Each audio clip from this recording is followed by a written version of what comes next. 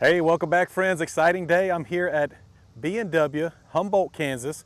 This will either be one or two videos. We've got a couple of different places we're going to visit in this series. Might just be one video, but if it goes too long, we'll make it into two. But yeah, I'm excited to be here. Going to show you around some of their new products and how some of their existing products are being made. Should be a fun video. Hope you stick around.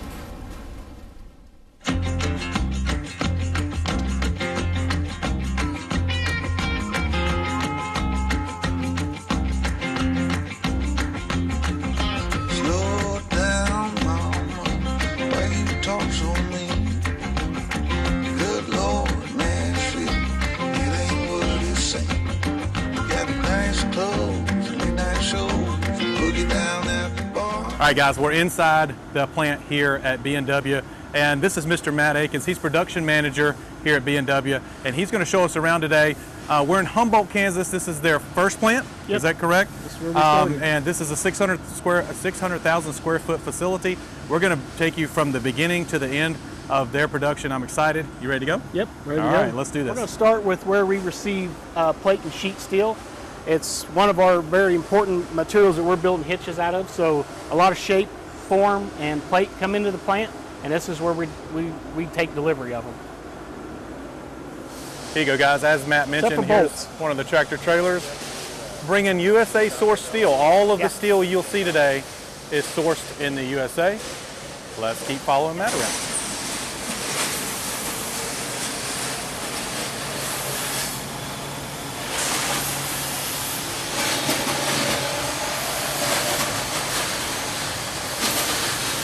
So Matt, what's going on right here? This is flat laser for us. This is where the first step of our manufacturing process starts with the flat steel we just looked at. Depending on what's scheduled and where we're at in the process for the week is what's being cut. Tell us about this automated laser here. We only have one automated laser, and we're actually loading sheets 17, 18. We just load the magazine down here. The machine will actually grab each individual sheet, bring it across, cut it, and that machine will actually take those parts out of the nest when it's done and then take them over to a pallet and stack them. So we can cut several sheets through the magazine. It'll take the parts, put them on the pallets, and then drop the skeleton right down into the container, so we just can unload the skeleton when we're done with it. That's super cool. So these are going to be gooseneck plates. That is a gooseneck for Chevy hitch. Chevy application. For the new one-ton Chevy. Very cool. All right, Matt's going to tell us a little bit about this tube laser. Tube laser, we have two of them in the plant, both of them capable of cutting 8-inch or less. Very unique tool in our toolbox.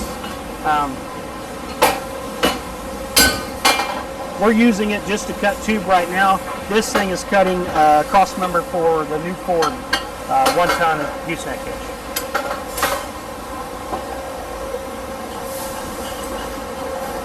Matt was telling me because they have this machine, it really opens their engineers up to being able to be more creative with their designs. Yeah, we get to push the spectrum on design when we have both of these. That's in our toolbox for the engineers to have. Right. Cool. This is our RV companion head. This is a weldment that's going from welded bushings. It'll go into this machine, and we'll actually machine the bushings and holes for the pins once he's completed with it.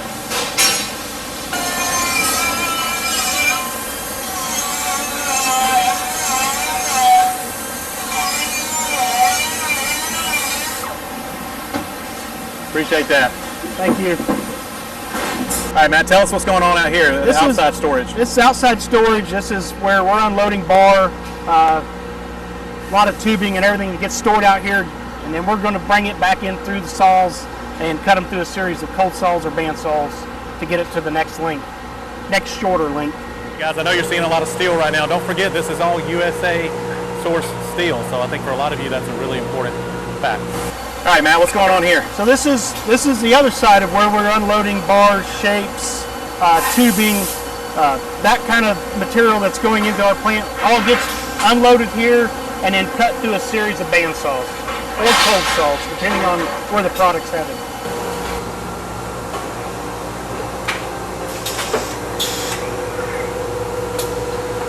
you guys can see how fast that saw is cutting that steel. All right, you guys remember that bar that we saw being cut earlier and stacked by the robot. Matt, show us what comes out. As we load that into these fixtures, the machine pin block is the next step. It's drilling all those holes, making all those reliefs in it, and this is the next step in production before it heads to robot weld to get the receiver tube welded on. Very cool, and all of that happens in this nice big machine right here. Let me pan out a little bit. Very nice. The lathe area is right in here. This is another operation where we take one of our B&W weldments, it's laser cut, it's band sawed, it goes through the robotic welder, it comes over here to this Mazak, and that's where we're putting the next level of operation in it with milling the holes, milling these, and getting that ready for the next level. Tapping the threads and everything. Yep. So everything's done here. These are cut here. These are welded here. This is cut here. Everything is done in-house. Yep. Then that is ready for paint. This might look familiar to some of you guys.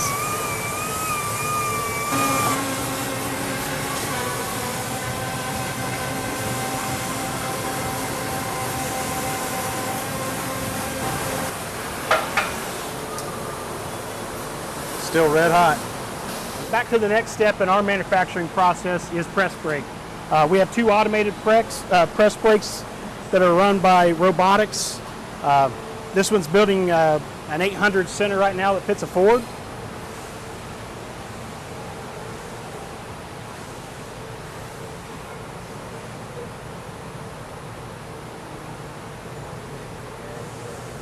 So basically bend and stack, bend and stack, bend and stack. Yep. Taking these plates here, taking them over to bend them right there, the true bend, stacking them over here. And somebody said this guy doesn't eat lunch. Right? No, he doesn't go to break. Never calls in sick. So we make a little joke about this thing never taking a break, but in reality, B&W invested in this thing from an ergonomic standpoint.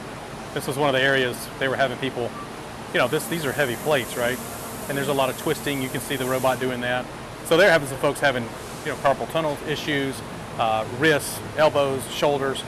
And that was one of the big driving factors to invest in this machine. All right, the next step B&W takes is shot blasting. And Matt's going to explain a little bit about what that is. So we shot blast to get rid of silica on welds. It preps the surface to adhere paint better, and we get rid of laser edges and the oxide as far as where we're cutting. So we shot blast everything next, just to prepare it for e-coat and then paint. Yeah, let's go see an after of this. You can kind of see some silica right there, and you can see rougher edges. And then this is nice and smooth right now. Let's go see an after. And here's the after right here. We got rid of everything from the laser cut here. There's no sharp edges here. All of the silica's gone here. And the most important part from my simpleton mind is now the paint's going to stick better, or the powder coat's going to stick better, because you've got a nice, you got a rougher surface there. You can kind of see that there. So I think that's probably, in my eyes, maybe the most important thing. Just like where we saw the braided parts, this is now next staged over in front of e-coat, where these parts will come get hung on this carousel. And then it's going to transfer into the e-coat tank, get cured, come back down and go into powder coat. Now, can I walk over here? Yep. Okay. Now, this is fun stuff here. A lot of noise, I realize that, but what are these first tanks? They're multiple tanks of cleaning, rinsing, getting that metal treated. If there's any oil left on it, we're going to remove any of those oils, any of that contamination through rinse, RO, clean, rinse, RO, clean. A lot of those stations that are going to go through here. And then we'll go into a pre-treatment, and then we'll go into e-coat. We're going to hang out here and watch it every 2.5 minutes, right? Yep. So we'll hang out here and watch one of these pop out and show you what's going on. Now, once these leave, here we go.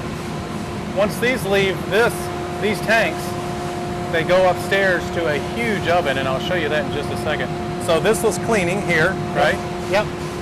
And now I noticed they get they did discolor down here. Yep, that's our pre-treatment. That's the pre-treatment. You can see they're a little discolored right there.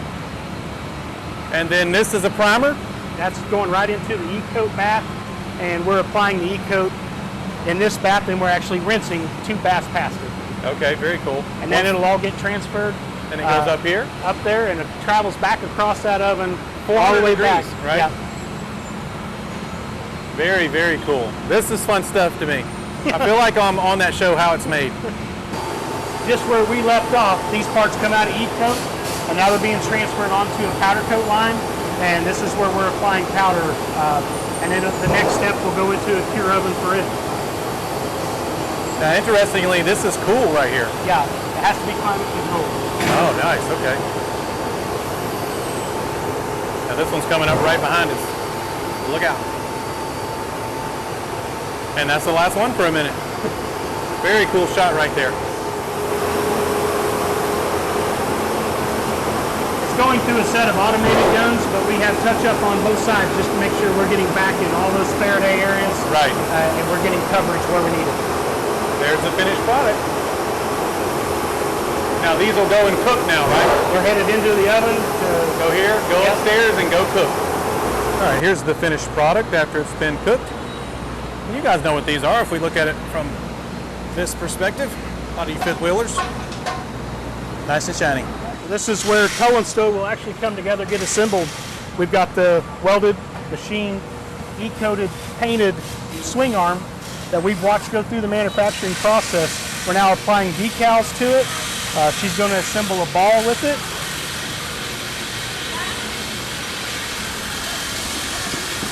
We've watched these get made. We've watched this bar get cut. These machined, and the holes get machined inside. And so now it's E-coated, painted. It's going to go right ahead. Very cool. Now, if you guys remember, we saw these being lathed and we saw these being welded. Now they get these coated in Lincoln, Nebraska. If chrome comes from Lincoln, Nebraska, and where does the zinc come from? Zinc we're doing Wichita, Kansas. Wichita, Kansas, so still in the U.S. Yeah, you can see it here, and then once she gets those pins in, it goes in the box. There you go, just palletizing these, getting them ready to ship out. All right, not a whole ton to see here, but you can see the warehouse here. It is rocking and rolling. They've got a full house of parts, hitches, ready to go. And it goes way on back there. So quite the outfit here in Humboldt. So it's a little bit off subject, but I thought something pretty cool they do here at B&W. They have what they call the hub. And it's basically a oversized, well, it's not oversized. They got almost 800 people here at peak, but it's over 600 people, sorry, at peak. But it's a break room. And they've got a nice little lunch area here. They serve about 1,000 meals a week out of this area. And the meals are $4 a pop. So I thought that was pretty cool.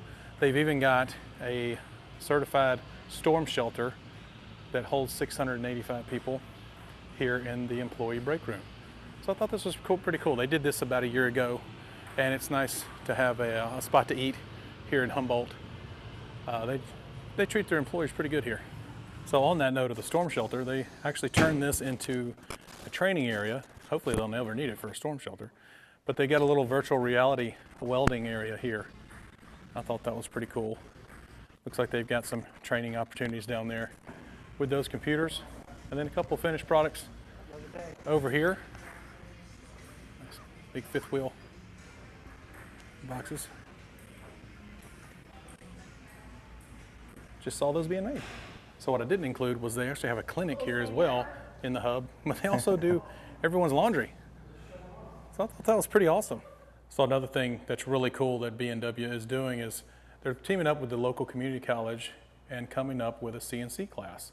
And you'll actually get credit at the local community college. This is the classroom. You can see a couple of units over there. And then they have a more hands-on area over here. They actually invested in a couple of CNC machines just for this. And so when students sign up, again, they'll get credit at the class, for the class at the college. And if they pass the class, B&W will hire them. So I really don't think any video about visiting B&W would be complete without talking about the investment they make into this small town of Humboldt, Kansas. It's extraordinarily important to the family of the owners to try to revitalize this town and keep the small town alive. And they've really done a great job. You can see behind me, I'm going to flip you around here in just a second and take you on a short tour. But it's extraordinarily important to them. It's a labor of love for them. and it's starting to really take off. This downtown revitalization has gotten a lot of attention, and I think it's really cool that they're trying to save small town America. Basically, this entire block, the Works family has invested in. Let me back you up a little bit. And it's really cool. They've got a golf simulator shop going in here, and then they've got a little boutique, the Wild Poppy, in here. It's really, again, it's been a labor of love, and it's got some attention. It's been on like NBC Nightly News, and it's been, I think, in the New York Times. It's one of the coolest little towns to visit. But you can see they're really doing, this is gonna be a cool little ice cream shop here.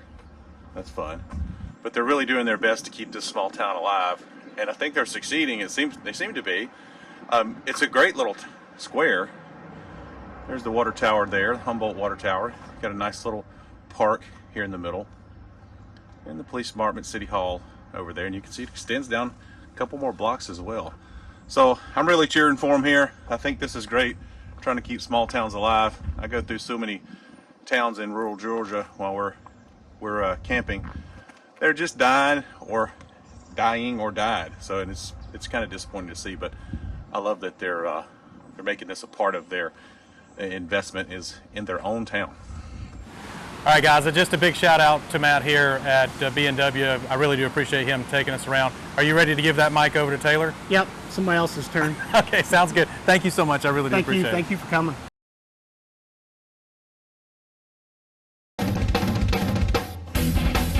All right, let's see what they say. Max it out? Yep. So yeah, you can see that. I mean, that popped it up. Almost got it 3,000. So close.